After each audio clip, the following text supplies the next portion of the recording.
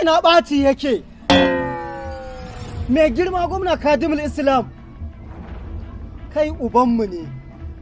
Duk abin da ya taso, kai muke kawo kukanmu ka share mana hawayenmu. Mai girma gwamna Kadimul Islam, da jiya da yau gidana, da jiya da yau ina gaya ma sai dai aka yi wannan menene abin nan na mata sai dai aka yi yar waina fulawa ta dawa.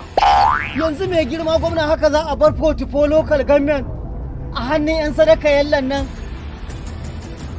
Mai girma gwamna ka ceci kana daga hannun 'yan sadaka yalla. Portfolio local government na cikin kunci da yanayi fa. Mai girma gwamna a ceci portfolio local government daga hannun mutanen nan. Yanzu hatta kai saboda kangen talauci a portfolio local government, a local government cikin sakatariya ma'aikata su ringa rigima akan botiki na kunun tsamiya.